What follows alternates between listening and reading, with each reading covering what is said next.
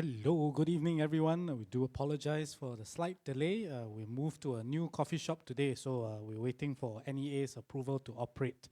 But thank you for joining us this evening for a special session of Happy Kopitiam.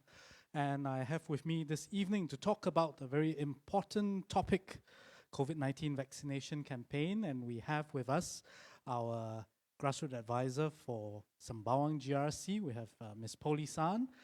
Hi everyone, good evening. And of course, the name that everyone has been mentioning during this entire COVID period, a very well-known infectious diseases expert in Singapore.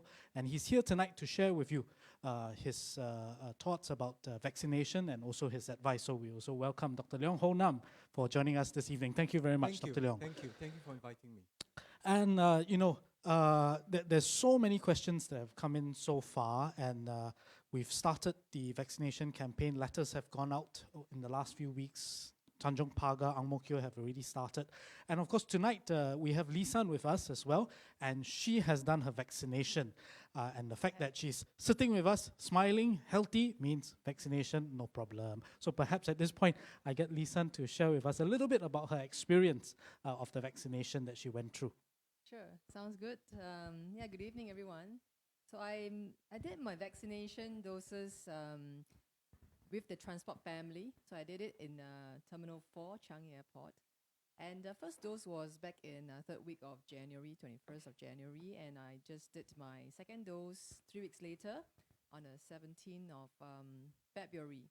So I was kind of worried at first because I have Panadol allergy.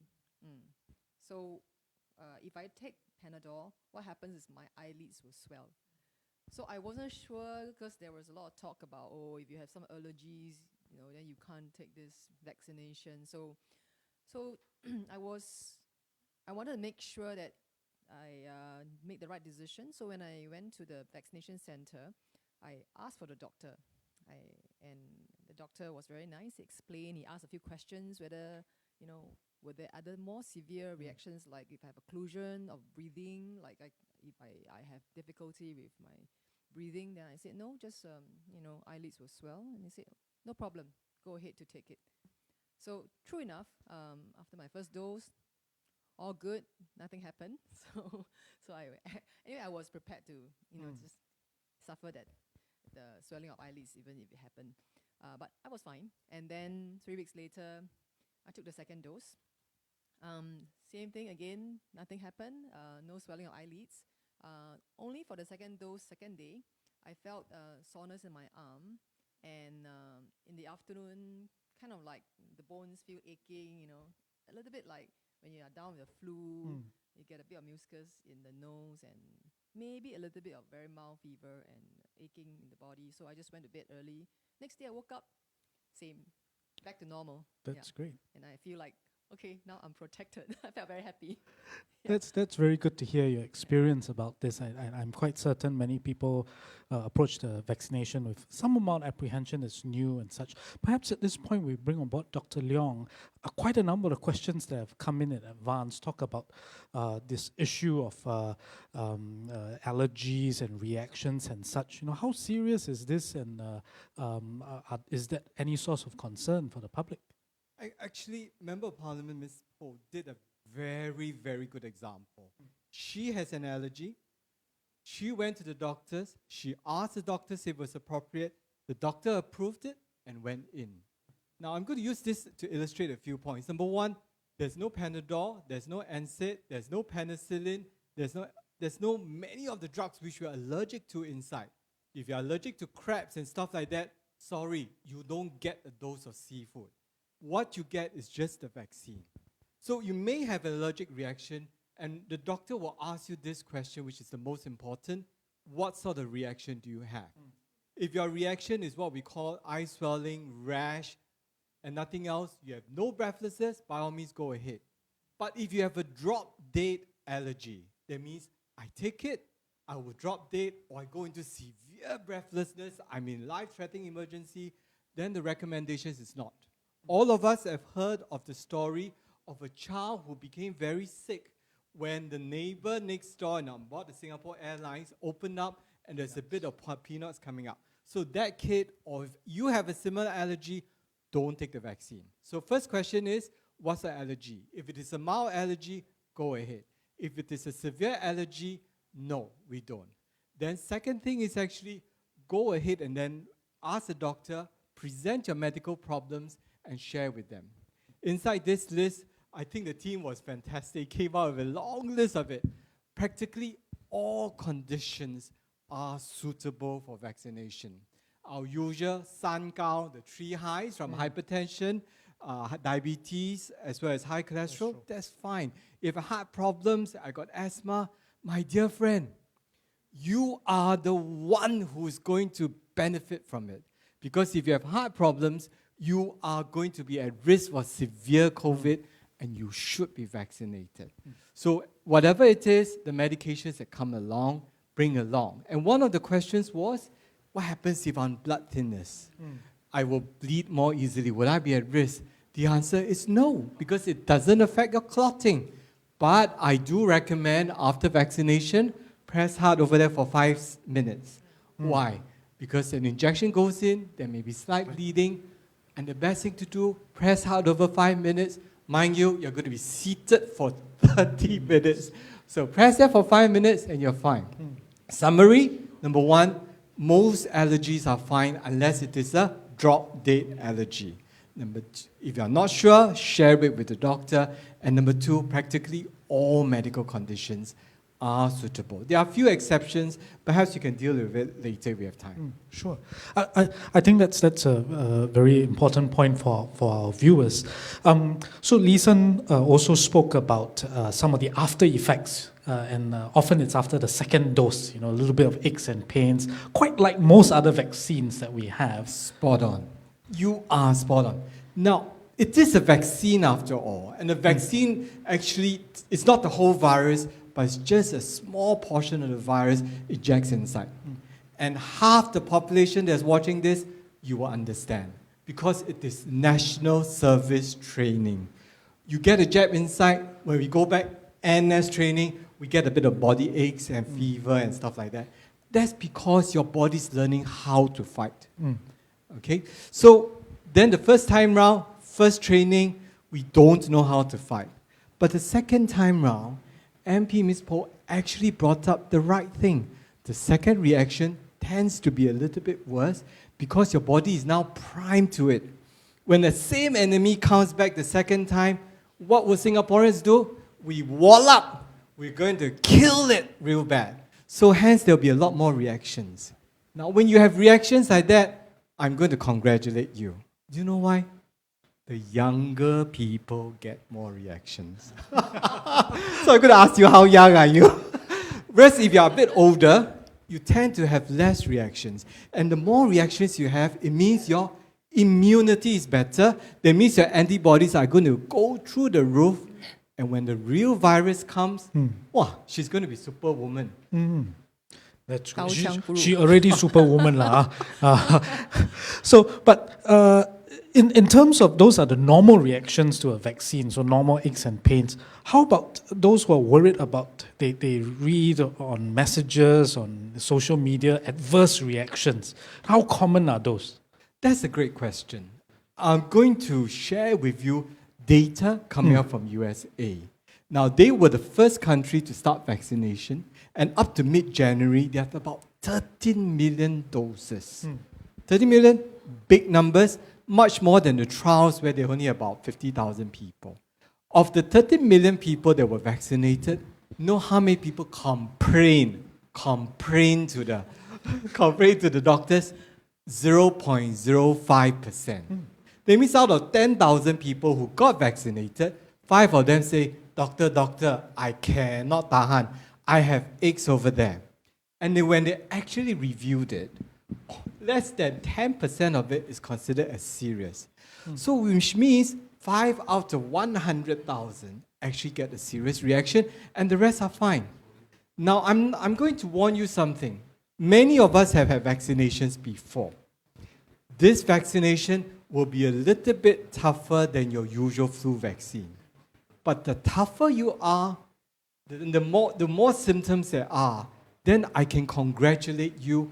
Surely, clearly, definitely, you are going to be protected. You are going to have great, great antibodies. When the virus comes, it's literally 刀枪不入. Then does it mean that for people who have very mild reactions, it's just reacting slowly, or does it mean that they are less protected? So those people with no symptoms, please don't be jealous of those who have symptoms. Don't worry. In fact, everyone who went through the vaccination, everyone would have adequate antibodies. Perhaps these are what you call the 老将, the old generals. They've seen it before, they fought it before. No problem. I don't need to use my special forces. My simple soldiers will do it, and hence they get the protection without the symptoms. That's good. I think that addresses a lot of the concerns about the effects of vaccination. But perhaps even before we get to that level, how it's voluntary at this point. So should we really just leave it to people to make a decision on vaccination? I think if I had it my way, from the Ministry of Health, from the public health perspective, as a doctor, I have a role in advising public health. The answer is I want everyone vaccinated. If everyone is vaccinated, I will in turn protect the weak ones. There's such a thing called herd immunity. Herd immunity, that means the more people that are vaccinated, it protects it. You can imagine a chain of people. Just imagine an old long line of people. If the first 5 people are vaccinated, then when the wind blows, these 5 vaccinated ones, the virus cannot burst through them. But if there are little gaps, instead of the 5 that are blocking out the front line, they don't form a shield adequately, you have a breakthrough. Let's say one of them. Then one of them will fall sick and in turn pass it on. And now we are looking at it is any MP, Ms. Po, you have formed a shield wall. Imagine you are vaccinated now. I can imagine her, sorry, she's a woman Amazonian fighter. No, our women SAF fighters, they are the best. I can imagine her with her immunity, charging up to the front with the shield and holding on. The virus will come back. I can assure you. We are having heavenly bliss now. Look at New Zealand. New Zealand, where only 2 kinds of people go there. Either you are bird or you are lover. And these are situations the virus still went in. In Singapore, where our borders are so porous, it will surely come. When the virus comes, then my question to you is, have you taken what she has done? Are you taking the shield and going up to the shield wall to block? You see, not everyone will be able to take that vaccine. About 5 to 10% for various illness cannot take that vaccine. It's up to you, me, you, the healthy ones, to block and protect this. And only when we hit as high a majority level as possible will we get that kind of protection. So basically, it's not just about protecting yourself, but the entire team, your family especially. Absolutely. Actually, he has a very good point. He said family. Do you know why I say family? If you look at all the cases which had breakthrough recently, they came in, they had no links, and when they fell sick, who did they infect? Family. Correct. In fact, they didn't infect their co-workers. The risk of spreading out to the co-workers are very real. They infected their own family members. I mean, as people going out to work, what's our duty of care? Our duty of care is a family. I work hard, I make sure my family members are protected. But these people go out, they don't wear a mask properly, or if they do, they end up sick. But because they're not vaccinated, okay, mind you, choke. I know the vaccine has not been offered to them yet. Now, if the vaccine has been offered to you, you don't vaccinate, you fall sick, you are going to bring the illness back, you're going to infect your family members. In football, there's one term for this. We call score own goal. I mean, score own goal, not very smart. So please, don't sabotage your family. Get vaccinated, protect your family. And when you protect your family, you protect your countrymen. Yep. When you protect your countrymen, you protect Singapore. Who's stronger? Singapore is stronger. Indeed, indeed. Lisa, the vaccination center has started over in your constituency. Has there been any good take-up rate from your elders in the constituency? The operation started in Galaxy CC about 3 weeks ago, but we started off first with the frontliners. So we've got a lot of our healthcare frontline workers, the police force, SCDF members come by to the CC to get their jabs. So our seniors will start their vaccination from this Saturday onwards. But we have a good number that has been registering their appointments on a daily basis. So you're looking forward. In fact, yesterday I just went by to have a check on the operations and the center. And the staff are all now very experienced. They have worked out all the kinks over the last 3 weeks and put in all the arrangements for, let's say, the elderly come with wheelchairs and how would they, assist them. The whole area is flat, and then even chairs, plastic chairs, a little bit wobbly, so they are looking out for the heavier chairs, so if the elderly sit down, they don't run the risk of falling over. And they even have gotten staff who can speak many different dialects, different languages, Malay, Tamil, Punjabi, all to be able to explain to the elderly, because I understand they have to ask a series of questions first before they actually assess that the senior is suitable and then administer the jab. So I'm very happy that the team is actually very well prepared and looking forward to get our seniors starting to be vaccinated from this Saturday onwards. That's good to hear. And really at this moment, a shout out to all our frontline staff who are really working overtime just to get this ops ready and ensuring that our elders, especially the most vulnerable, get protected. Our volunteers as well. Indeed. Yeah, over Chinese New Year period, going on door to door, knocking and asking the elderly, "Amma, pa zam wei?" Am I pa zam? Yeah. So I think it's good because that gives a level of assurance. Over the last weekend, I was doing my house visit, so I saw a few seniors and I took the opportunity to engage them. And I think each time I told them that, pa liao, I've done my jabs. They're more reassured. They look like okay, you've done it. Okay, I'm going to do it too. So I think it helps a little bit also to assure them that I'm still standing here, we're all fine, and they have that added level of confidence as well. Indeed. And as Dr. Leong mentioned earlier, it's about not scoring your own goal and looking out for your family and those around you. So I feel very protected because two of you vaccinated, I'm not vaccinated yet. So I feel good that two of you are holding shields in front of me. But talking about shields, there was a question that asked, if I've been vaccinated, I've completed my course, does it mean that, one, I'm protected for life, I'm shielded for life? And secondly, does it mean I can do whatever I want, don't wear masks, go out, socialize? Does that protect you to that level? I wish it was true, but it isn't. Nothing in this world is 100%. I'm just going to tease a little bit. When PAP went for last elections, I think no one could get 100%. So similarly, in this sense, when we actually get a vaccine, we have an incredible result. We're talking about 95% efficacy. But we will have breakthrough. The breakthrough happens to be about 5% based on Moderna as well as Pfizer vaccines, which means you can still fall sick. If you fall sick, whoa, I'm going to be in trouble. Then if you fall sick, the first thing I do is going to congratulate you. Do you know why? If you fall sick, that means you are doomed to go into ICU.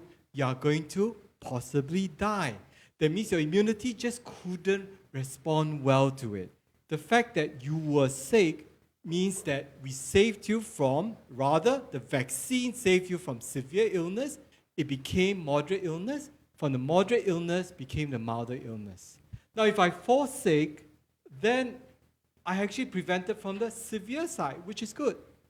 Now, in addition, I'm going to talk a little bit about this. You realize that the illness can be very mild, asymptomatic, right down to the severe. It's a whole spectrum. So if the vaccine then, it will be very, very effective against the severe form, moderately effective against the moderate forms, and quite good against the asymptomatic form. So we will have some people who have no symptoms but may still fall sick. If you understand that, then if I have the risk of passing the virus on to other people who have been vaccinated, I will do my part for my neighbor. I will do no harm to my neighbor by wearing a face mask. And so that has to go on for a while. When does it stop? That will unfortunately stop when the whole world is protected. I'm going to touch on something very quickly. It's about how long does the vaccine last? The vaccine has been around just at most 2 months, 3 months, or we stretch it 6 months. So we have only up to 6 months of data. If I say it's going to stretch on for life, I am liar, liar, pants on fire. So I won't. We think if we extrapolate, we imagine telescope lens out, we think it should last 1.5 to 2 years. But only time will tell because the vaccine hasn't been around for so long. Indeed. So hopefully by that time it burns itself out, the virus disappears from the whole world, and then you don't really need the vaccine, the next round of dosage, If you can right? see my toes, they are crossed at the same time. Hello, Kevin. Kevin. Hello, Dr. Leong. Hello, Miss Fo. Hey, hi, Okay. Kevin. Sorry, I'm late. Because just now I go around, I walk around all the Kopitiam because nowadays our Happy Kopitiam now got branches, got franchise, you know. So after that, I went around a lot of different places to gather more info from all the regular customers. And so for all of you who have been joining us, now can mask off already, right? Okay. They can't Yeah. hear you. Got drink 啊？哎，陶 K， 我自己来，Thank you so much，Thank you so much，Miss Flo。哎呦，Thank you，Thank you。这样不会扣工钱的哦。哦，会。他会啊，我自己来，Thank you。那个饼干也可以吃1块的是吧？对，很好嘞，你们的 Kopitiam， 我们的 Kopitiam 的 service。Thank you so much，Miss Flo。Thank you, Dr. Leong. And because I've been walking around and gathering a bit of information here and there, I was talking to one of the seniors earlier on at one of the coffee shop table. She actually mentioned to me, because I heard Dr. Leong mention some issues about heart problems and whether we are worried and we dare to take this vaccination or not. Frankly speaking, she has this Wolff Parkinson White. So I don't know whether this type of heart problem is okay to take the vaccination or not. It's fine. If Wolff Parkinson White, go ahead, it's safe. Okay. So it's still safe lah. Indeed. Wow, okay. So that's good. So auntie, uncle, so when you're watching us, don't worry, this vaccination very safe one. Our Miss Po already took the vaccination and you can see her Instagram. After she take, she still can go Tombari doing yoga, that means safe. So today, Kelvin, our Yes. Kopitiam from Happy Kopitiam has joined us this evening, which brings perhaps us to the next topic. Right now, we focus a lot on our elders and encouraging them to go for vaccination. Then another set of questions have arisen. Now that we are protecting as many people as possible, but the current vaccines are not available for children.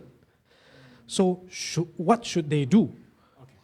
So I'm going to address it 2 ways. Number one is there is no data for children. That means we don't know how good it is. I'm not worried about the safety part. In science, it should work. But the question is 1 enough? Is 2 enough? Is 3 enough? We don't understand. The children's immunity is completely different from ours. If they are all the same, we don't call them children. Really.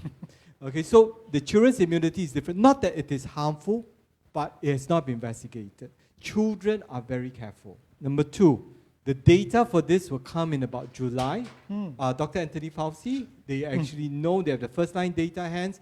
It should come out in July, by then we'll know. But this makes the children vulnerable. I'm going to share something. I hope I'm not rumor mongering, I'm not scaremongering, but the B117 strain, the UK strain, seems to strike children more.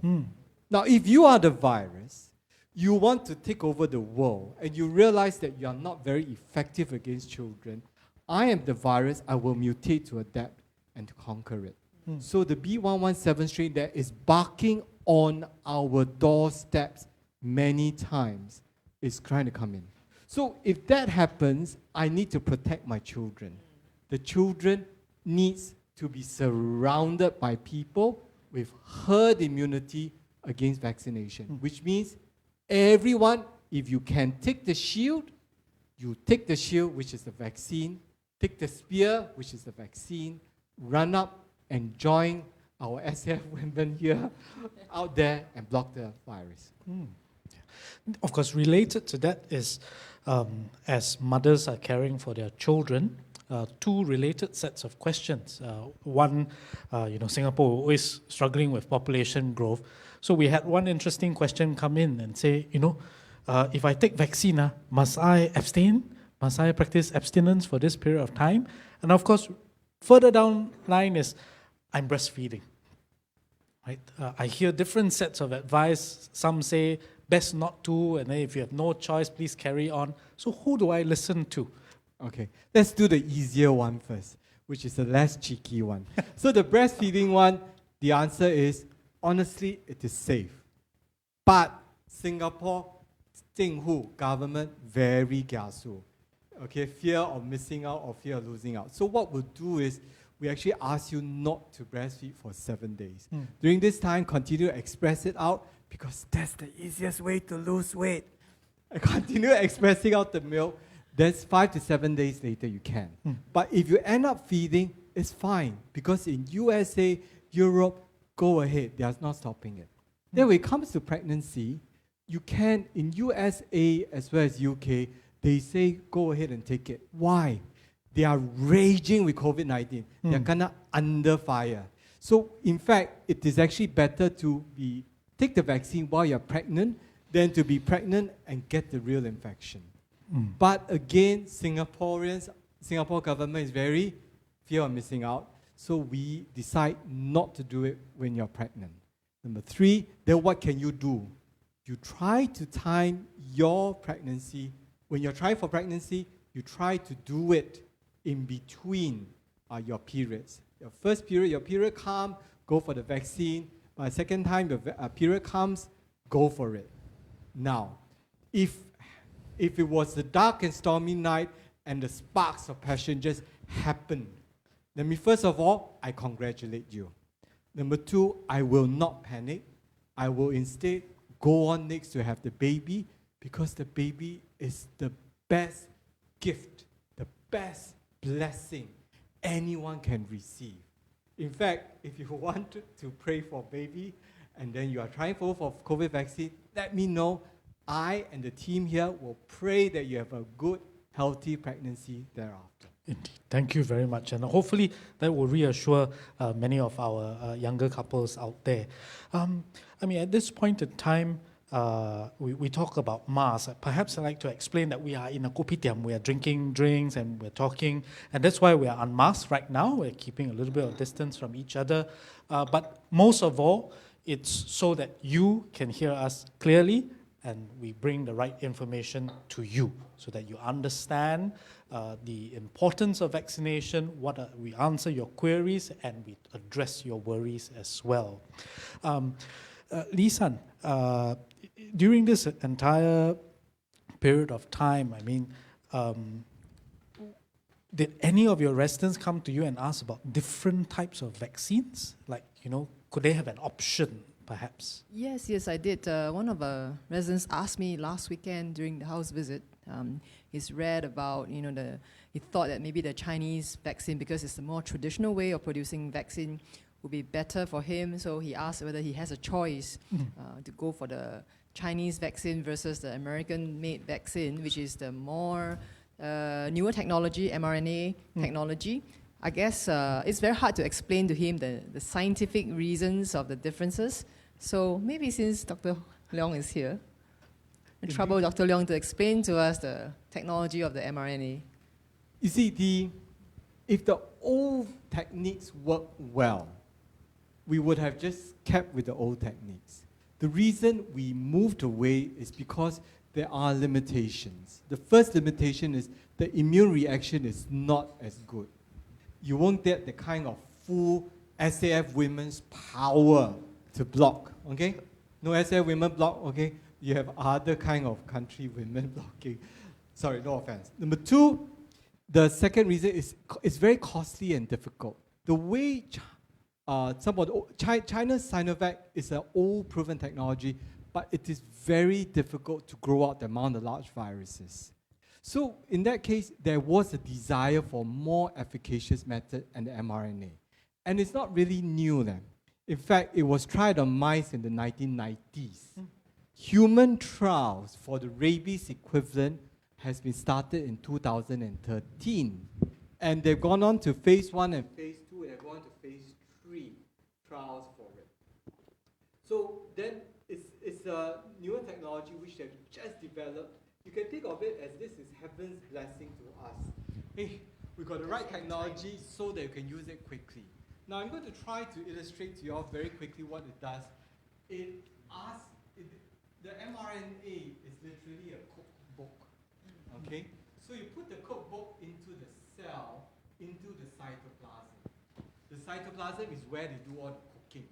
But the head chef, which has all the head knowledge, is in the nucleus. The nucleus is where it controls my hair color, my eye color, whether I've got 2 horns on my head or not. Okay? So the nucleus is very well protected. It's like Fort Knox. Fort Knox is where the gold bullion in USA is kept. Nothing can go inside. So the cookbook recipe comes in, goes in the cytoplasm, and it does what the cookbook does, which is to just make the proteins. But the cookbook recipe, the moment you make it, they destroy. Make it, it destroy. Otherwise, so many repeating instructions, it gets chaotic. So indeed, then the cookbook recipe comes out, the protein comes out, and then you have your antigen, and in turn, the body stimulates against it. At no point in time, it goes into the nucleus, so there's no way. If I could, I want to implant something that gives me back more hair, and gives me back 3 heads and 6 limbs, so I can be more productive. But I am not getting it with the vaccine. So and then after, you're talking about a few days later, all these cookbook recipes are destroyed. You have the protein. It makes exactly what we make outside. Faster, more efficient. Look at the number of doses which Pfizer and Moderna have made. You're talking about hundreds of millions of doses, which beats all the other systems. That brings us to the next question. Should there therefore be option for people to choose lah? If I wanted, say, between the Moderna one, between the Pfizer one, and then perhaps, as Lee-San mentioned, how about the Sinovac one? If all are available, why don't you allow me to therefore choose? Logistically, it is very, very difficult. We can't offer a Starbucks or any the Kopitiam service to everyone. I can't say I want teh si kosong, I want kopi si kosong, I want kopi si peng, and you have so many permutations. You can't. At the end of the day, you need to understand that all these vaccines work. If HSA approves it, HSA thinks it is effective, HSA thinks it's safe, that means it is like any other cup in the kopitiam. You may like it a plastic cup. You may like it traditional like this.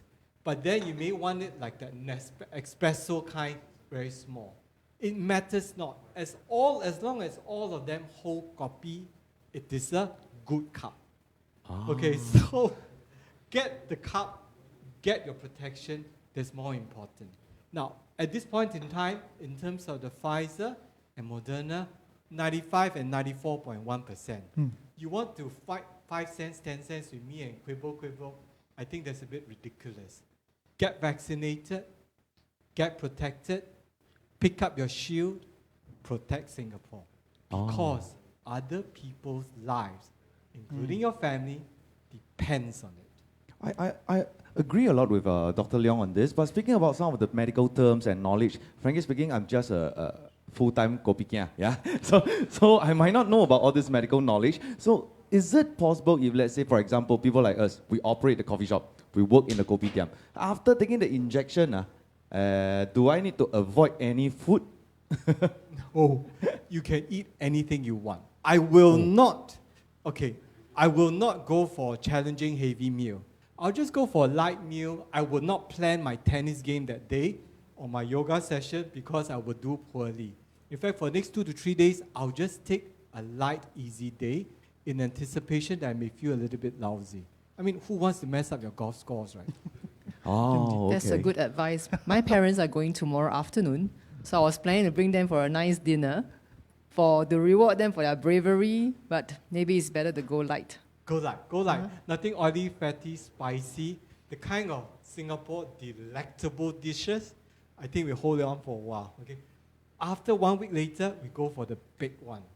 Oh, so life as usual after the vaccination. Oh, that's great, that's great. Yeah. So, I mean, that's a question for after the vaccination. So, coming back to just before the vaccination, some people are wondering, like some other injections, do I need to fast? Do I need to do any sort of preparation? Okay, that is on the day itself, don't try to lose weight.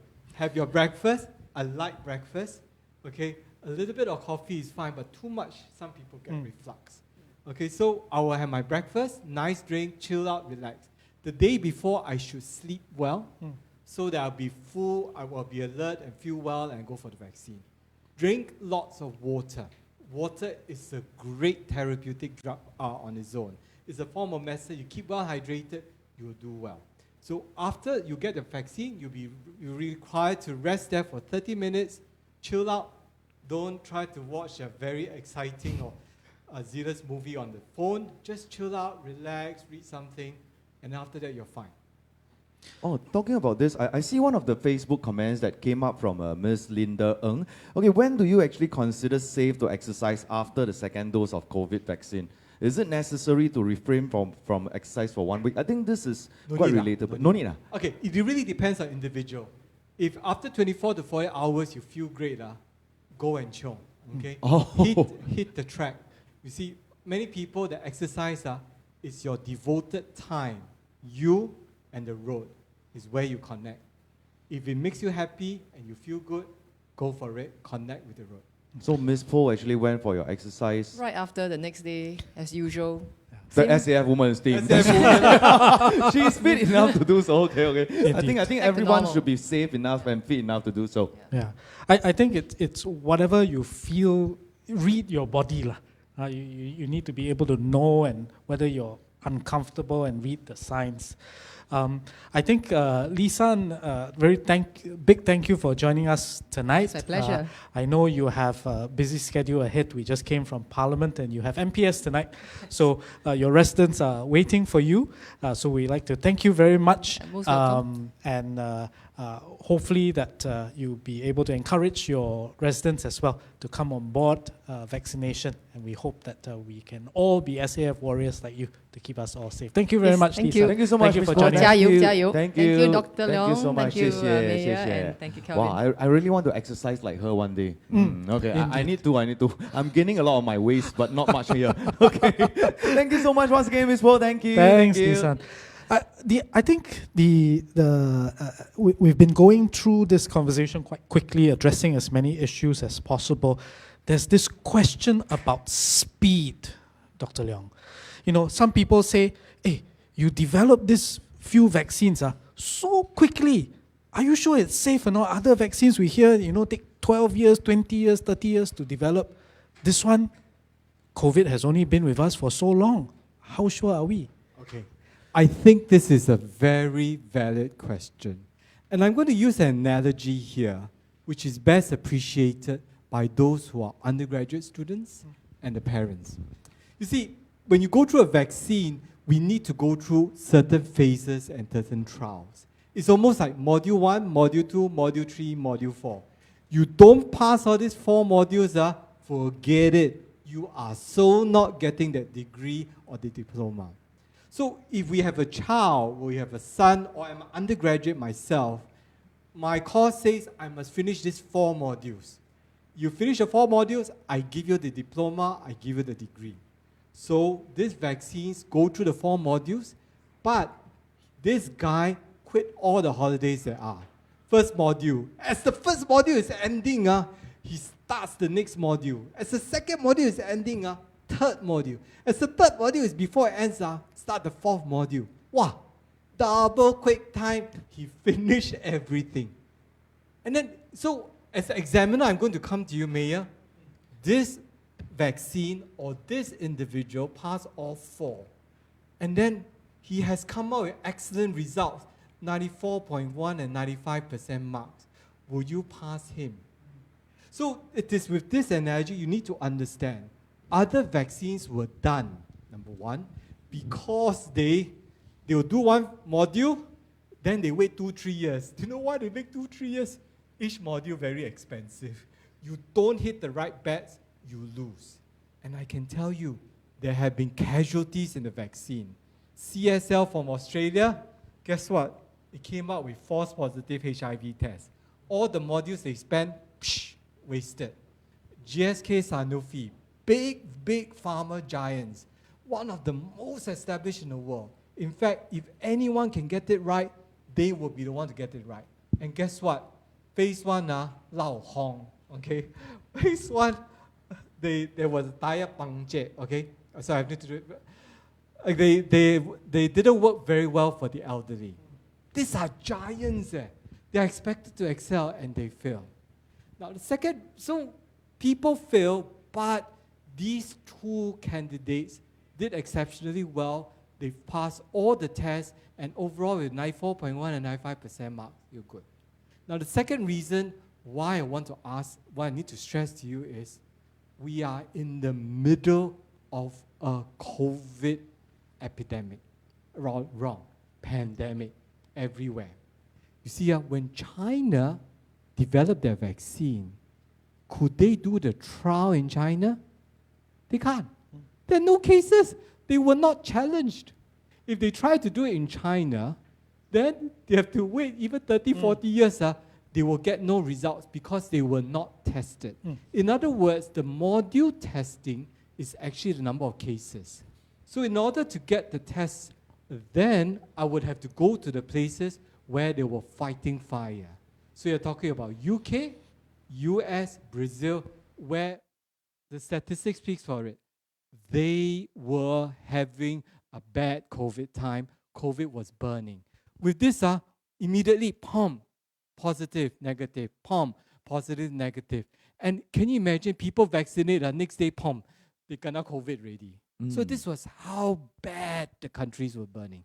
So you're tested out so many times, and eventually, this undergraduate took no holidays to do it, was tested out tens of thousands of times, and it came out 94 to 95%. My friend, my mayor, would you then approve this candidate?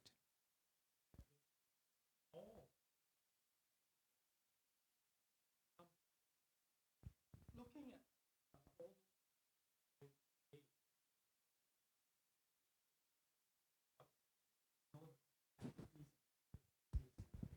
because some require coaching, some temperatures, some so there's a lot of information out there.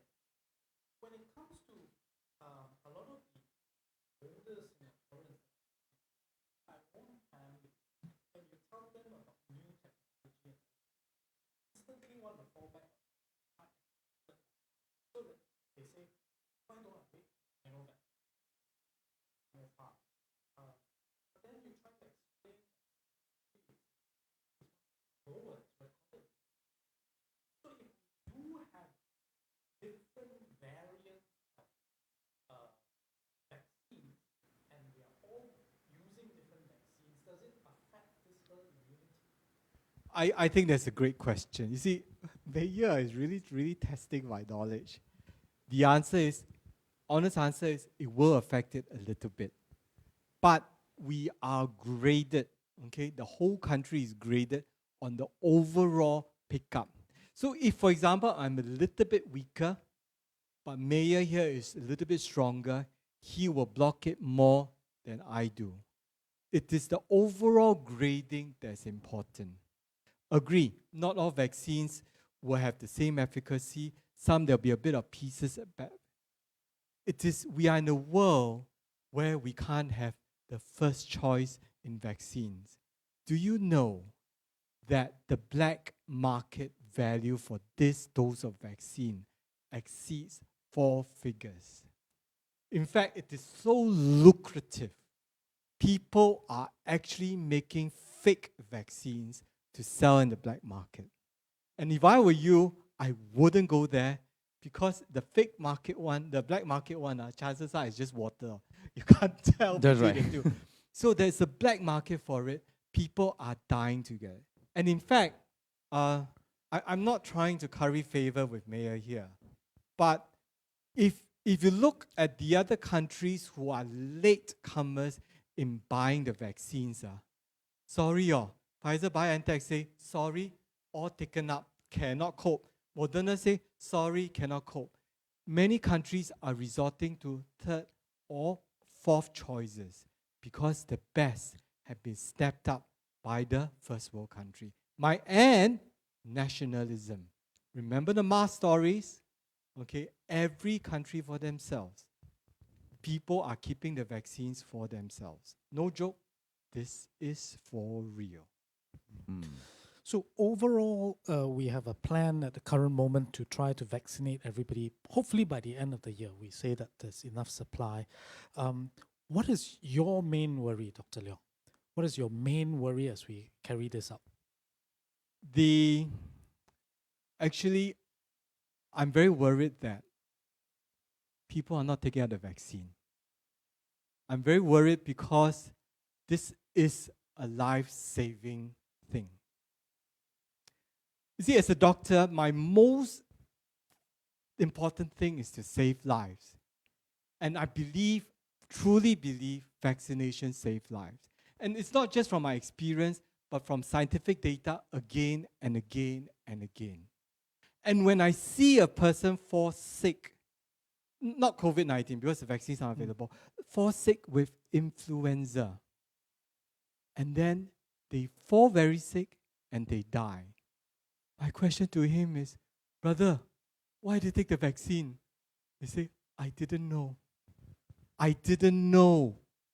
They say, I'm doing everything I can, but your lungs are not getting out of the way. And at the end of the day, you know who I have to deal with? I have to deal with the weeping wife. I have to deal with the weeping children. Because at the end of the day, I still lose to the virus despite all these. I hate the virus. I hate the fact that the weapon is available to us, the shield is available to us, but he didn't take it. Why? Because he chose to ignore it. He chose to believe second-hand information.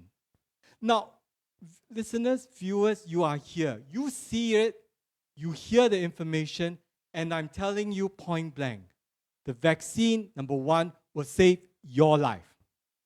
Number two, the vaccine not only will save your life, but will save your life of your loved ones. And number three, the vaccine will save your life, the life of your loved ones, and many other Singaporeans. Not only that, Singapore, the economy. Honestly, I've got friends who lost their job, their pay cut, they are trying to meet the food on the table the next day. They cannot take it. But why? Because I hesitate, because I fear. Hey, if there's ever a time, if we ask this question, ask not what I can do for, what the country can do for me, rather, I do for my country. This is the time. You always ask for handouts. Now you are given a vaccine free. Please take the vaccine, stand in line. MP has shown it. She takes the vaccine, be prepared for some side effect, but big deal. Big deal. You will survive it. And at the end of the day, you are going to take the shield, go up to the wall with the spear in hand. You are going to protect yourself, your family, and your country. Thank you very much. Thank you. And really, it's this message is for everyone out there, for fellow Singaporeans.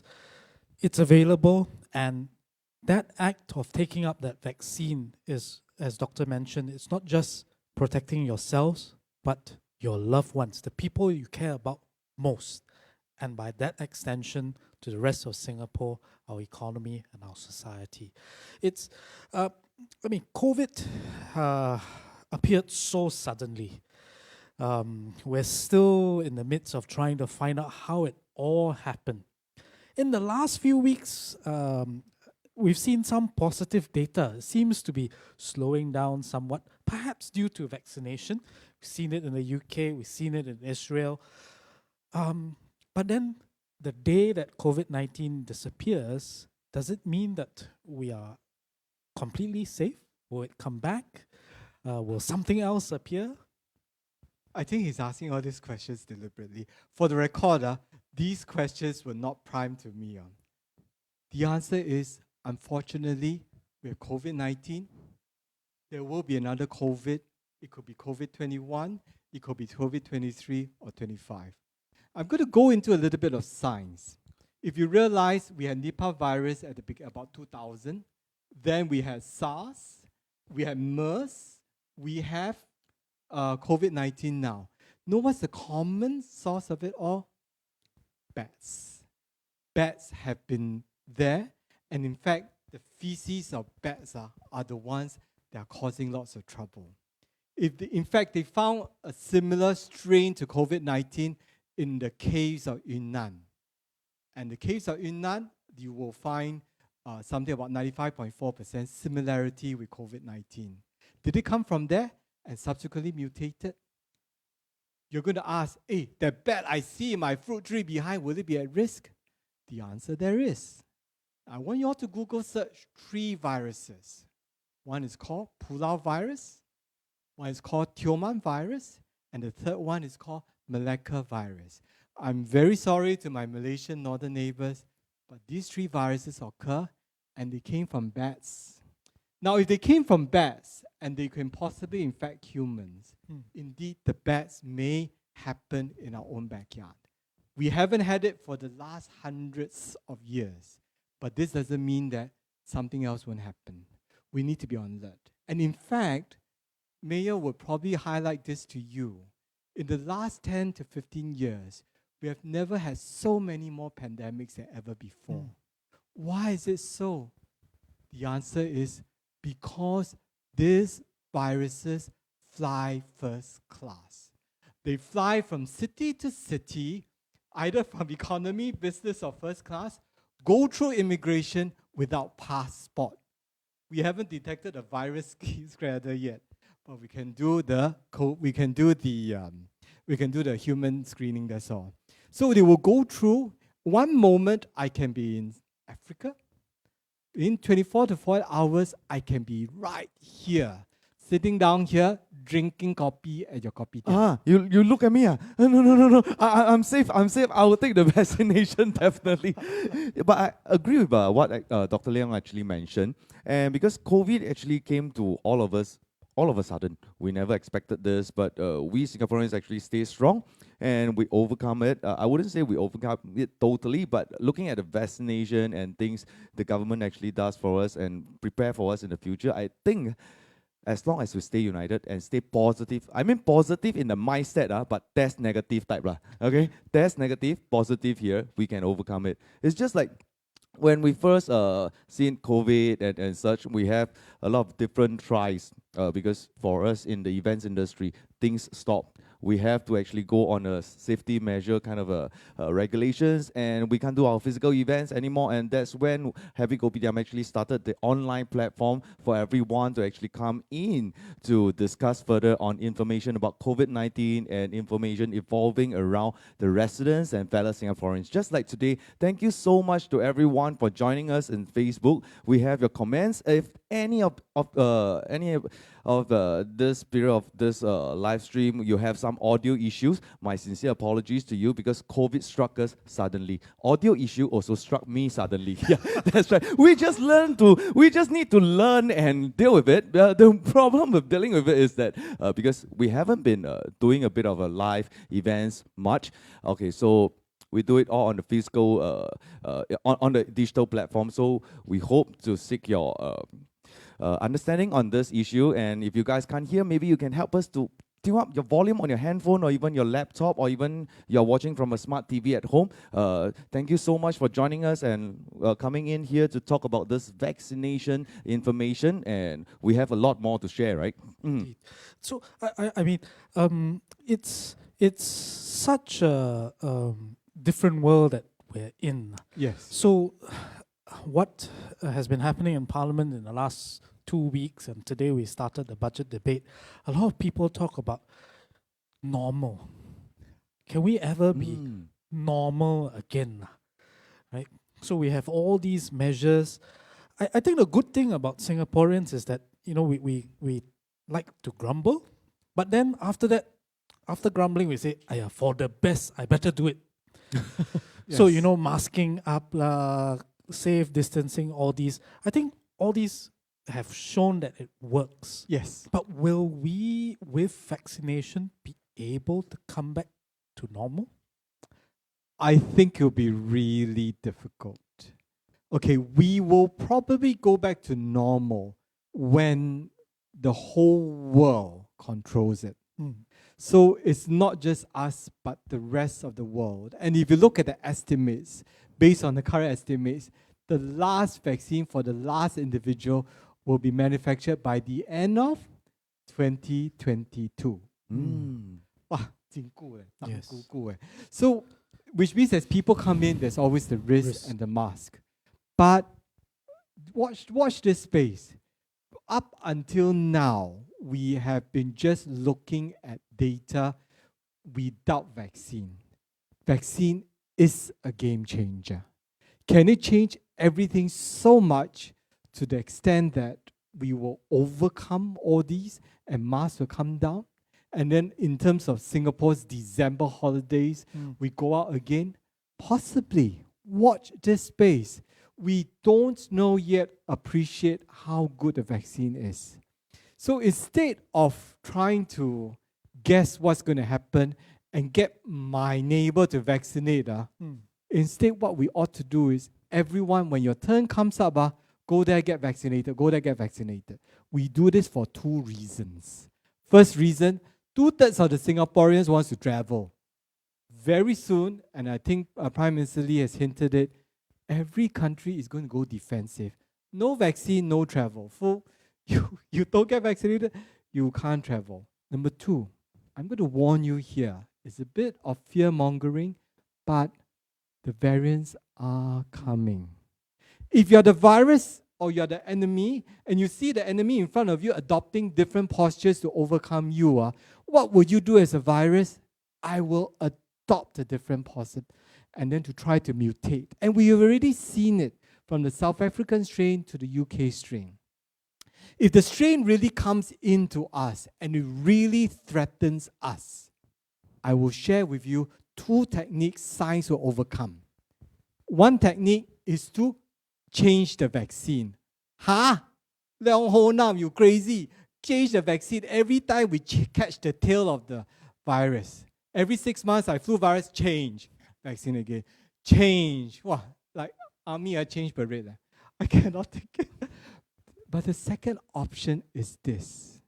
If you have a very good vaccine to begin with, like Pfizer and Moderna, you go for the third shot, you have super powerful antibodies. Which means I don't need to have a specialized armor infantry to kill this enemy. Instead, I just swarm it with 100,000 soldiers.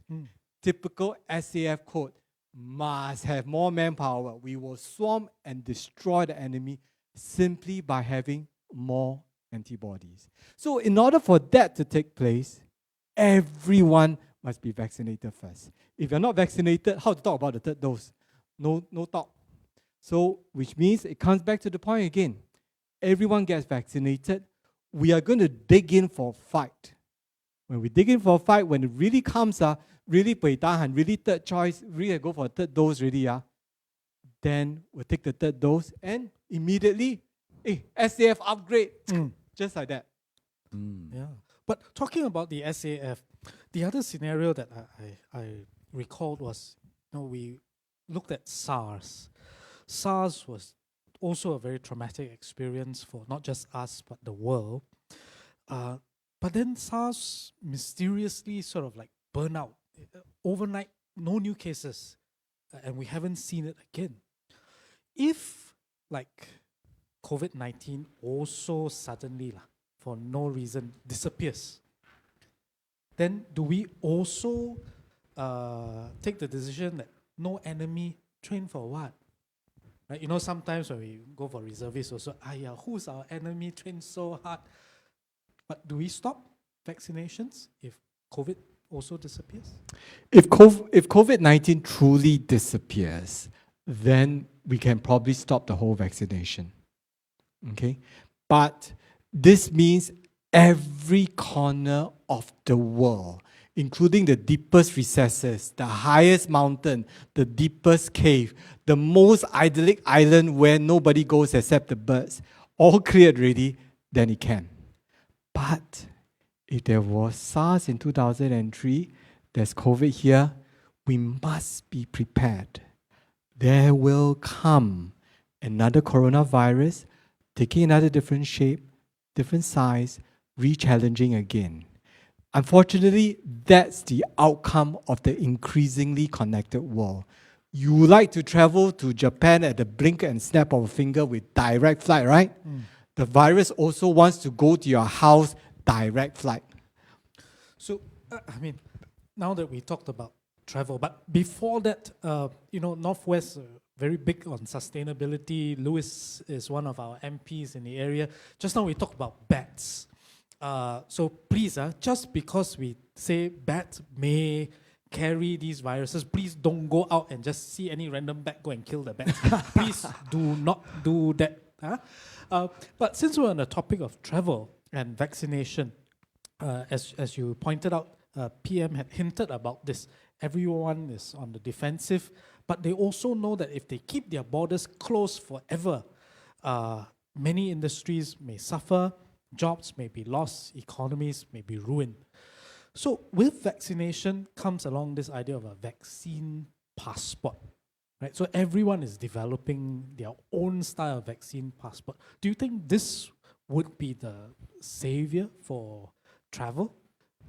Okay, this is extrapolation. We don't have solid data. I think the vaccine passport does have its issues. Number one, the country that received the vaccine, is it a good vaccine? Is the vaccine a real one or a fake one?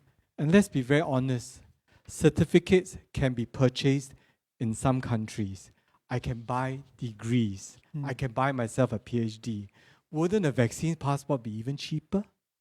So with all this in mind, then how good is a vaccine passport, and can we trust the one who's coming in? Singapore, you want to buy a vaccine passport, that's very difficult. So I have my doubts about it.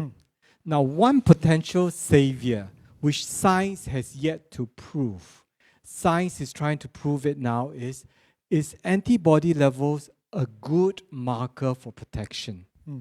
So if you want to come in, you come in through, everyone draw a blood, you come in from, say, Malaysia or Thailand, everyone do a blood test. If you show that you have antibodies and is able to neutralize the virus, you come in. If you don't have it, then you cannot. Because your antibodies will reflect that you have had the vaccine before. And indeed, there are some indications that the amount of antibodies which you have will correlate with protection. Again, watch this space. We can do this another time when the science comes out. But at this point in time, we are postulating, we are telescoping, crystal ball gazing into the future. Is that how it will happen? Maybe. We'll have to just watch this space. So really, it comes back to the point of we can never really at this point come back to normal as it was in the past.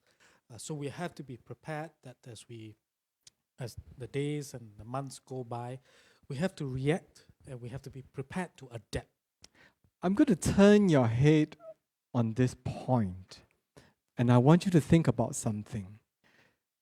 You see, if I wanted to save as many lives as possible, clean water, stop smoking. The third one is get rid of influenza. If I get rid of influenza, I'm going to protect so many healthy people. I'm going to cut down my heart attacks, etc. And guess what? The amount of influenza cases which we have for the last 1 year has come down. What it tells you is the mask actually works, not just for COVID, but for influenza as well. Now, this is great data because 5 years ago, 10 years ago, we could never do such an experiment. Now it shows that if by wearing a mask, I'm going to protect my neighbor here from getting influenza and, God forbid, a heart attack. Hey, I've done my neighbor good. Okay? So which then boils down to the new normal. Perhaps one day, PM Lee will say, everyone can take off the mask. Perhaps one day. But as a responsible citizen who loves my neighbor, I'm sick, I wear a mask, I go out. Number two, I know my body is a bit weak, my immunity no good. I will wear a mask because I don't want to fall sick. My daddy, my mommy goes out, they wear a mask because I can't afford to take leave to look after them. Okay, so then if such a thing happens, even though PM Lee says no need mask, we shouldn't chide them. Instead, we should encourage them. I say, brother, I salute you because when you wear a mask, you are protecting me. Okay, so the new normal will be you can take off the mask if you want to, or we have gatherings of 10 people or more. That may be new normal. Prime Minister Lee, Ministry of Health will announce it. But if people were to wear a mask, don't chide. We should have this attitude. He's trying to protect me. I should love him. Indeed, and I completely agree. When we entered, we were planning to enter into phase 3. Some asked, I said, no, does it mean that phase 3 no need to wear masks? I said, even if COVID disappears, if you have a medical condition, I would say I would encourage you to wear a mask because we've seen it work. And Kevin and I both have kids, and we see it over the course of this last 1 year. In the past, I got 4 children. They go to kindergarten, they go to primary school, and it's one after another one. Every 2-3 months, sure, one whole bulk class falls ill. But now with the mask on, hand, foot, mouth, those common colds and flus dropped. Absolutely. And it shows that it works. Simple things like these protect both yourselves and, as you rightly mentioned, others also. So I think that's something that's a good habit that we should continue to have. It's like Taiwan, when I studied there, and wearing masks was so unnatural, right? Because everybody wears masks and then you don't. But then you now understand why it's so. Yes. Of course, pollution, but apart from that, it protects everybody. Yes. I remember about months ago when I was actually discussing with my wife, in a layman's term, definitely, because we used to like Japan a lot, because in terms of fashion, in terms of all the Japanese fashions, we see them wearing masks most of the time. We envy them so much. Wow, so nice, their masks, they are so creative and such. But during then, very long time ago, Singapore doesn't have this trend of wearing masks yet. But right now, because of this COVID-19, and everyone started to wear this mask, and this mask actually became a new norm for everyone. So I agree with what Mayor actually mentioned. It brings down all the hand, foot, mouth. It brings down all the other flus, virus as well. So I believe, and I hope that all Singaporeans can continue to wear masks as well, like what Dr. Leong actually mentioned. Vaccine or not vaccine, wear your mask. Protect yourself, protect your family members as well. And I think since we've gone through this for such a period of time, it's become second nature. I was so worried in the initial stages that my kids will reject the mask. Today, as I head off to work, sometimes you got so many things to prepare for, you forget the mask, and it's the kids who remind you, hey, Daddy, you want $300, is it? That's right. And my kids even reminded me to actually bring on extra masks for him to put in the bag. Indeed. So these health habits have certainly been played a role in helping us to control this. What do you think is that one mistake we could make? I know just now we discussed what's your biggest worry, but do you think that there is that one big misstep before we can completely vaccinate that would cause all of this to go to waste? Is there that one thing that we fail to do and fail to watch out for that could result in this? At this point in time, I think we have taken a lot of correct steps. You see, the biggest misstep is people not taking the vaccination. And I've really seen it from MP Ms. Paul, that yourself, you're literally getting and mobilizing everyone. Indeed. Unfortunately, I'm going to say something. You realize this, there are a lot of aids and assistance that are offered to many people in Singapore. There are so many schemes until it's so confusing. But yet, many poor fall through the cracks. My question then is, it depends on each one of us to reach out to every single person. If there is an unreached person, then that person will not be vaccinated. It literally is a call to all of us, okay, to go there and spread the word. It is not just about everyone sit down here at Kopitiam and then those who listen and vaccinate. I've done my part, I vaccinate. No. The order of the day now is, you know the information, you receive the word, you receive the message, and you will go forth and share the information with the other people. And only when everyone is vaccinated, only everyone is protected, then be fine. So in other words, the misstep is we have unreached people group. And the ones I fear most, my friend, are the poor. They are not so connected. They are more susceptible to a lot of false information. They listen to hearsay. They get information from Kopitiam talk. We are Kopitiam, not market. But same, but different. Yeah. So I would ask you, there's a lot of fake information out there. And fake information is destroying one big country. We don't want that happening here. We're going to arm ourselves with correct information, and when you have received this information, take this information, go out and spread the word to each and every one. If there's an unreached person, I'm going to charge you. I'm going to give you the responsibility to go out there, knock on the door and say, Ape, my friend, kawan, go for vaccination.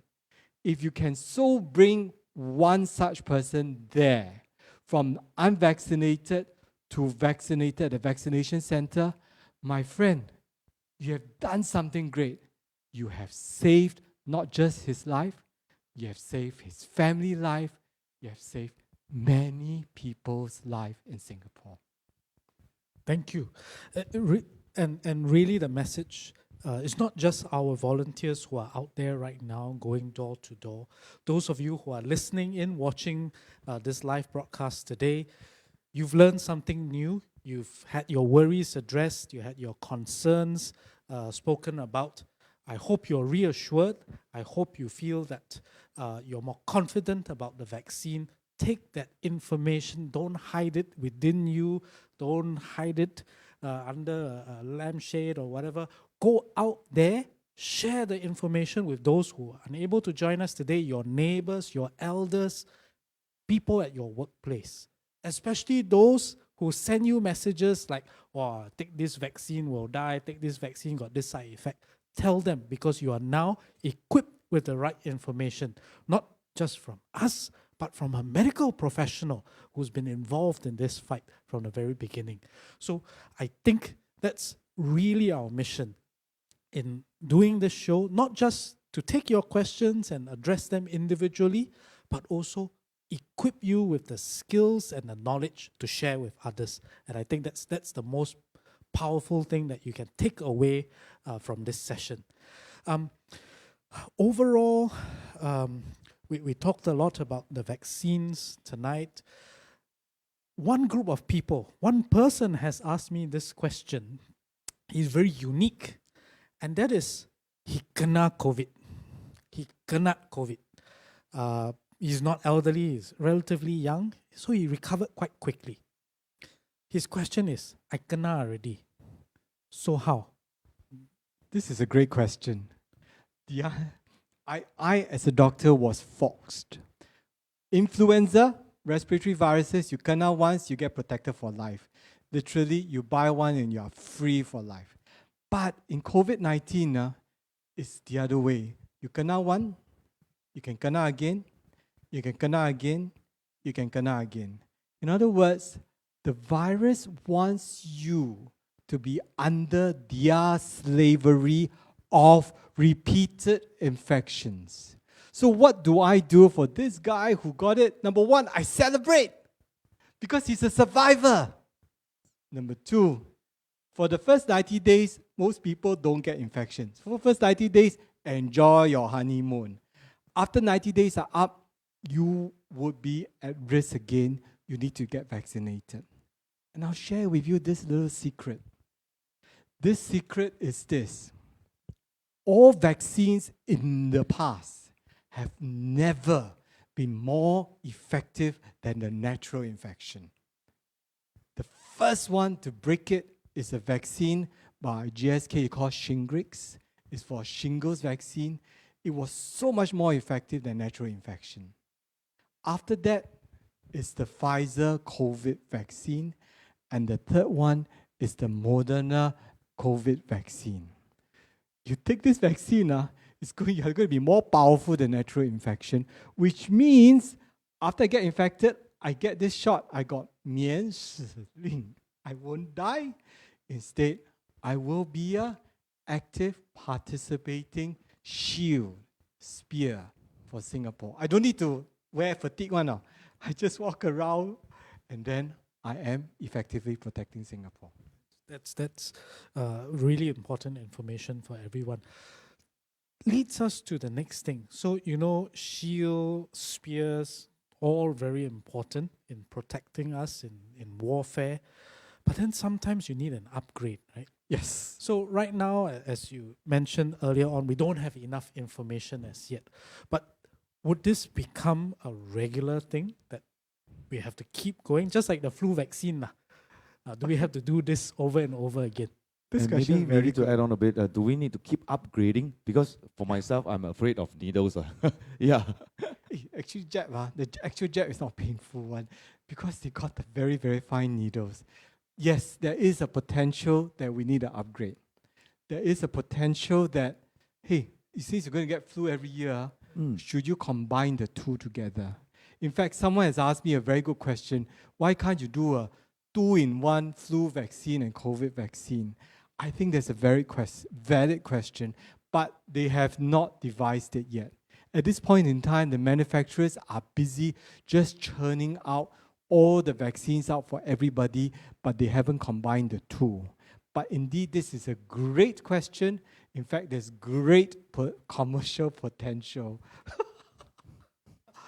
So really, I would say that if we extrapolate from that is, we don't know enough at the moment. We don't know enough. We don't know.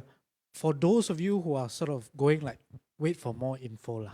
Wait for more info. Wait for more info. But waiting for more info doesn't mean you delay the current vaccination. You should go for it. Get vaccinated. It's literally, now, you walk around now, no phone, cannot tahan, right?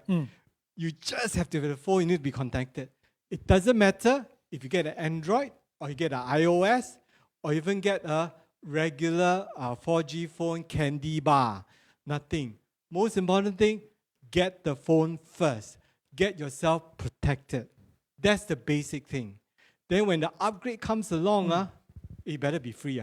When the upgrade comes along, then get the free upgrade and then immediately you're connected. But on that day, when the upgrade comes, you don't even have your SIM card. How I upgrade? You can't even get it going. So everyone gets vaccinated. Be prepared for an upgrade. I do hope it doesn't. I'm going to pray awfully much that it doesn't happen. But this is life. Who predicted that road traffic accident down there over the other weekend, Chinese New Year? We cry, but we can take precautions now. Get vaccinated, get protected. So in terms of the current rate that we're going at, Do you think it's fast enough? No, of course not. I'm going to complain a bit. This tells you we are not the same one. I think we could be faster. We could be faster. I want to roll out. In fact, I'm so jealous of what Israel has done and the rollout. I want everyone there. Now, I know in typical SAF or Singapore, we are very careful. We do everything slowly. But with Modena coming in, I think you can ramp up even faster. So I'm going to ask you, is the government going to outrun you or are you going to outrun the government? In fact, prove it to me, Singaporeans, that you want to and you clamor for vaccine and you scold the government why you're so slow. I want you, the people, to demand for the vaccine. Indeed. And hopefully as the supply ramps up, we know that the Pfizer plant in Belgium has been upgraded. It's slowly going out. Of course, there's still some problems in terms of vaccine nationalism. But I think as we spread the risk and we bring in more types of vaccines, hopefully, as Dr. Leong has requested, we can ramp up the supply, ramp up the vaccination rate as soon as possible and get everyone protected with their shield, with their spear, so that we protect ourselves, our families, and Singapore overall. Are there any questions from Facebook? Yes, we that do. We do haven't have a lot. addressed? We do have a lot. I've seen quite a bit. So people watching us from Facebook, you can actually pop in your questions. Now we will actually try our best to answer to your question. And I've seen some concerning the Fire away. can anyhow Just fire shoot. can. Okay, professional doctor in. Okay, so they actually mentioned we know that vaccine is actually available for the seniors. When will the teenagers or even the babies get it? After July, when the data for children come out, then we'll probably show that it is effective. Again, not that it is not safe, but we want to show efficacy because the children's immune system is very different.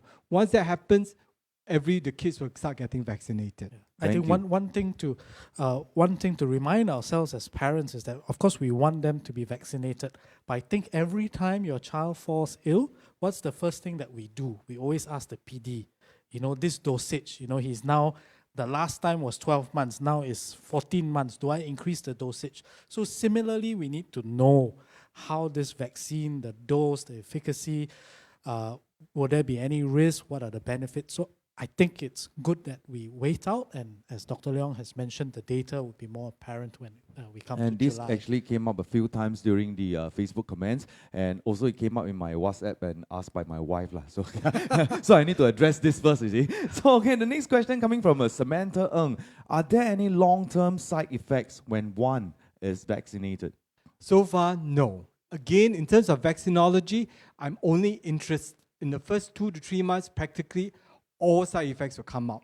In other words, watch me. 2 months later, am I still alive? Number 2, watch the Americans and the Englishmen, because they were started vaccinating in December. By end February or early March, they got no problems. That means they are safe. Okay? So most effects will come out within the first 1 week or 2 weeks. If everything is fine, you are going to be fine. So I think that there are also a lot of questions now because as we start registration, the system, there are a lot of questions they need to answer. Do you have a drug allergy, so on and so forth. So the question is, should I be truthful? What if I answer already and then the system tell me, cannot have vaccine, then I scared. But I think the answer to that is that you'll be very truthful. You don't want to hide information. Now, if you really have a medical reason not for vaccination, don't worry, okay? We got layer 1, layer 2, and Zheng Hu style, Zheng Hu style, government style, there'll be layer 3 coming in. So when the layer 3 comes in, we will catch up and do a catch-up vaccination for the rest. So I think some of the feedback are more pertinent to individuals. I think those we can take it up directly with the agencies involved. So unfortunately, we can't answer every single question, especially if it's individual specific. But if you have something that's really burning right into us, send us an email and we'll take it up on your behalf to the various agencies. The other question is, of course, we talk about not just Singaporeans and PRs, but everyone who's sort of a permanent resident here, not PR, permanently resident here, whether it's for work or other purposes, is it important that they get vaccinated as well? Absolutely. You see, Singapore is quite unique. At least, am I correct? 40% are actually non-Singaporeans per se, or non-Singapore PR. So if these 40% are not vaccinated, immediately your herd immunity is only 60%. This won't do. Leong Ho Nam is asking for not 60, not 70, not 80, but 90% herd immunity, which means everyone takes their arm there for vaccination. We hit 90%, I tell you, we are high and dry, and I'm going to congratulate you, Singapore. So really, hopefully, that we can achieve those numbers. If we do hit those numbers quickly, how soon do you think this relaxation will take place after that? Actually, once we hit 80%, we can open more mahjong tables already. We don't encourage it at our kopitiam, but in your own homes, please carry on. No, of course not gambling. Mahjong is to exercise the brain. It's to exercise the brain. It's not for gambling. Brain use. Indeed. And definitely it's a form of family interaction as well. Indeed. And we have some other questions coming in from Facebook. I don't know why, but a lot of people are actually asking pertaining to some of the heart issues that they have, whether is it possible for them to take the vaccination. I didn't know that so many of us have heart issues problem. Okay. Heart issues in general, no problems at all. Uh-huh. In fact, if you have a heart problem, you are at greater risk of having severe COVID. So all the more you benefit. Okay? Even though, like, for example, one of the viewers, Wong MW, the mom just had a ballooning operation and such. Is it still okay to do the Yes, vaccination? it is okay to get vaccinated. Ah. If you really kiasi and you think of the worst thing happening, you just delay for 1 to 2 months, you'll be fine. Go ahead, get vaccinated, no issues. I think part of the reason why this is so is because unfortunately last week there was this very strange headline that came out. Yes. Elderly gentleman suffers cardiac arrest after vaccination. So it seems as if the headline seems to imply cardiac arrest occurred after vaccination.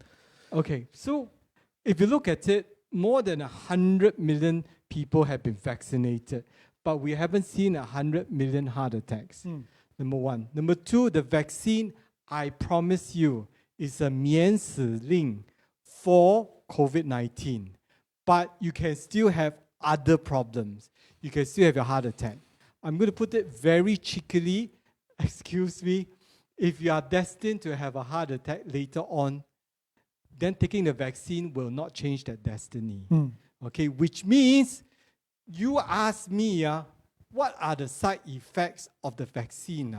I'm going to ask you, what's the side effect of the char kway teow and the laksa which you have been eating every day? Okay, if you really worry about the heart attack, agree. Take your medicine, go and see a doctor, and change your lifestyle. Quit smoking, exercise. Sorry, I still enjoy laksa, less frequent. I still enjoy char kway teow, less frequent. You ask me my COVID vaccine side effect, I'm going to ask you what problems you're going to get with eating char kway teow and laksa every day. Indeed, I think doctor has framed it really in the most usual Singaporean fashion. What you eat makes who you are. So all these questions, I think, show not so much that people don't want. It shows that Singaporeans in general, I want the vaccine. I want to protect Yes. myself. Yes. I'm just worried whether this one can or not, that one can or not. I think I take it positively that this shows that people do welcome the vaccine. They want to be able to be vaccinated. They just want their worries to be addressed. And I hope we're able to do part of that today. We said that there are a lot of people who've been vaccinated so far, not just in Singapore, internationally. And really the numbers of adverse reactions have been very, very low. right? Remarkably low. Yeah. And really, as a vaccine, people say, so new, can it be trusted, so on and so forth, right? Then, but the numbers show us that it's so low. Okay. I'm going to give you another perspective of it. The data is this. Of those people who had the vaccines, only 0.05% complained to the doctors. That means they highlighted it, I feel unwell.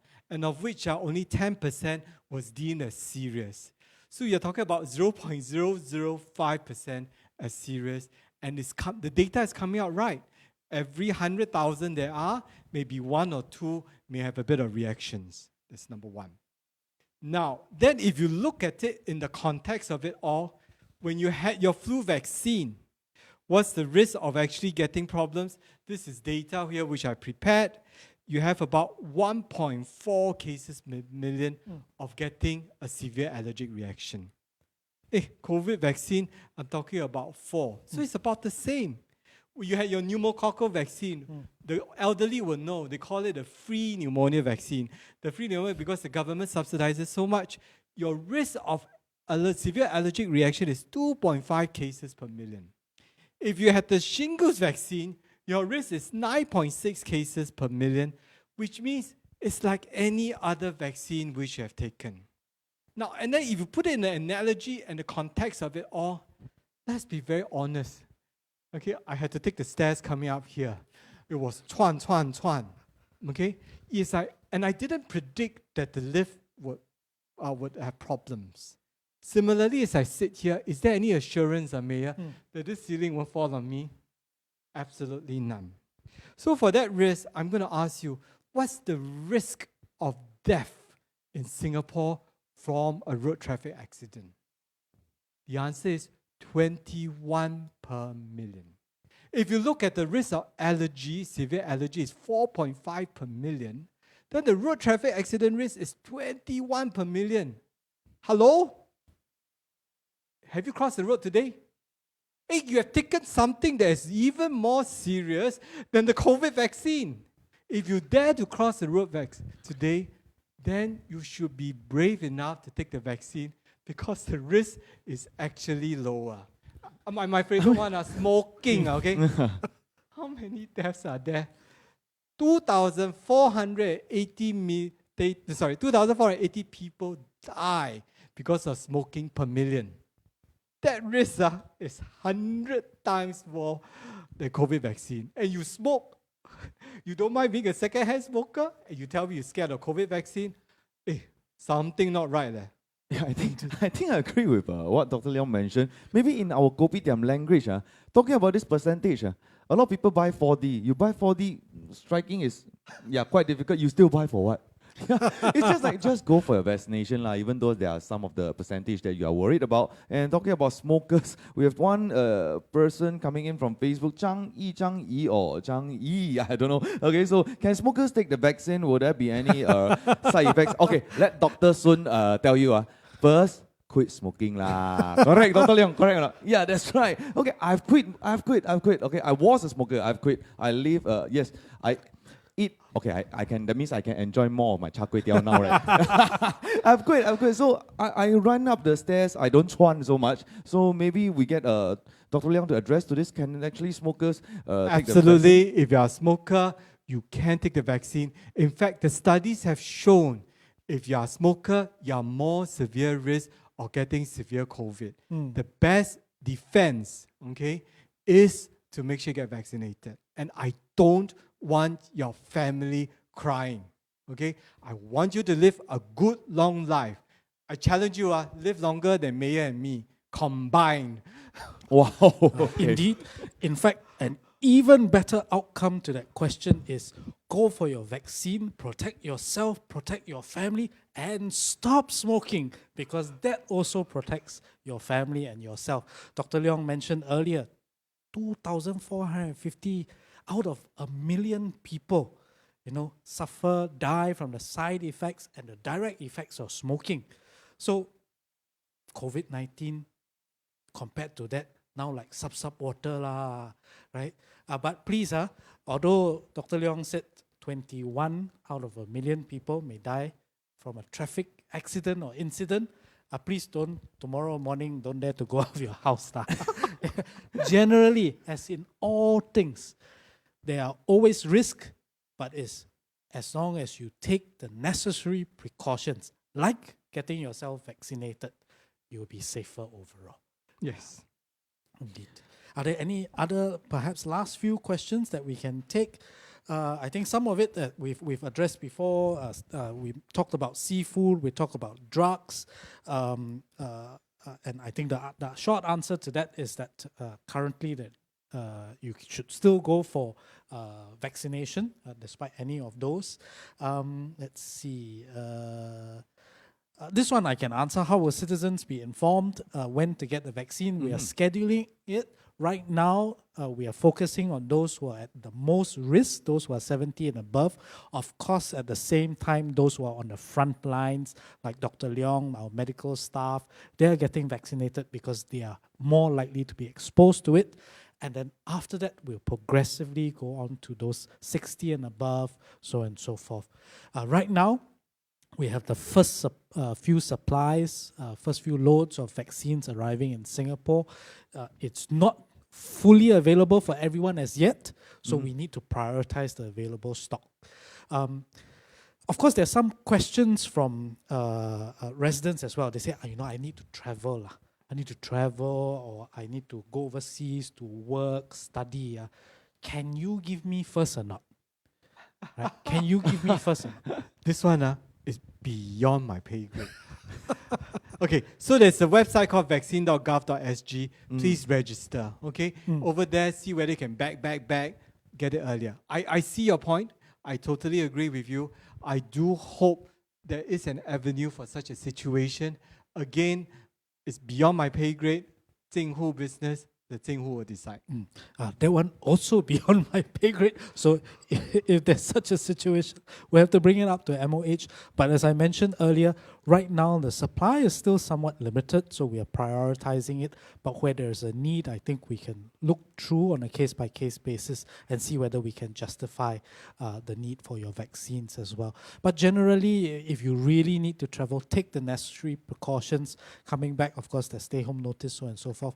But those are, I use the word really loosely, it's a necessary evil that we have to go through, a waste of resources, but it's to keep everybody safe in lieu of the vaccination at this point in time.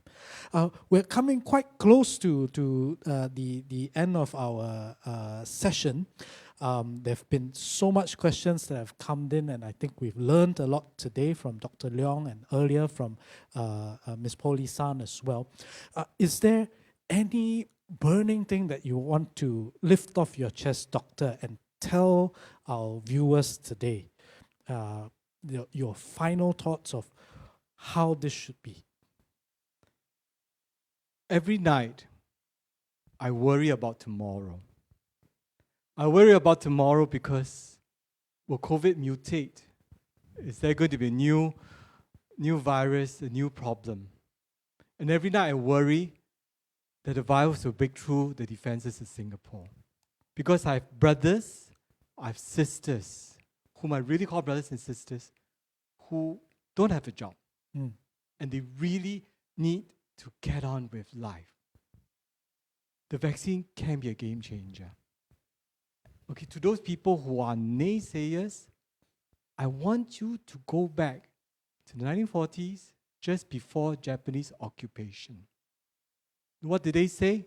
The British will protect us. We are the gem. They will never fall. Singapore will never fall.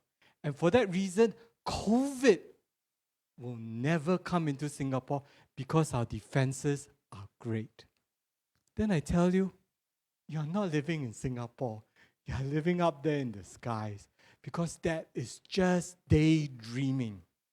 I've no doubt I can tell you with 100% certainty that the virus will come back and it will hit us again.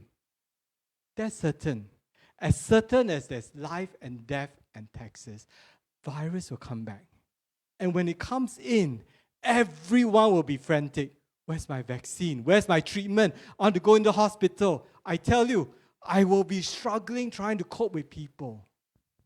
It is just the same just before the Japanese occupation. Look at history, learn from history, and Singaporeans, work with me. We are going to change history. We're going to change and going to be prepared. When the virus comes, they say, hey, everyone here knows how to shoot you down with our antibodies. The shield is there. The spear is there. The protection is there. And it's called vaccine. Hey, free of charge some more. Don't score own goal. Don't skip the vaccine. When you fall sick, you go and spread on to the other family. Instead, stand united. Take up that shield. Take up that spear. Get vaccinated. Stand in arms with me. You see, my arm cannot vaccinated, right? You want to stand next to me? You must be vaccinated. And we will defend Singapore. We'll defend our countrymen. We'll defend my loved ones. And we'll defend ourselves. All with just one shot. The decision is up to you. It's really a very heartfelt remarks coming from Dr. Leong, and especially for people like us, even young parents or people who work for the family. Yes, we know that you love your family. You love your family members, you love your kids and everyone at home. But do the first thing by loving yourself. Get yourself vaccinated, and this is the first step to loving your family members as well. So I don't know whether anything coming from me as well. Yeah. First off, I'd like to thank all our viewers for tuning in today. We do apologize for some of the technical glitches at the start of our program. But I think as we got along, many of you have been asking good questions, and Dr. Leong is prepared with all his answers. We confirm, guarantee with you are not pakat one. None of the questions were pre-arranged. And we're very blessed today to have an eminent expert with us who's able to address those concerns. I remember earlier, before we started the show, we had a conversation with Dr. And Dr. Leong said, why did you all invite me? Well, basically, we asked around, right? When vaccination was going to become the norm, we asked, who do you think is the voice of calm reason that you will listen to and say, he say, I will do it? And the name that came up most often was, of course, Dr. Leong. And he's not just with us. Tomorrow night, he has another session. In fact, you have 6 sessions these few days.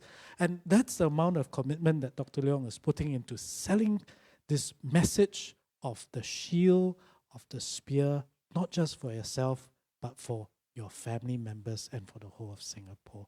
And so we're very, very thankful to have Dr. Leong with us. We're very thankful for the audience for joining us. I see quite a number of comments asking whether we can do other language sessions as well.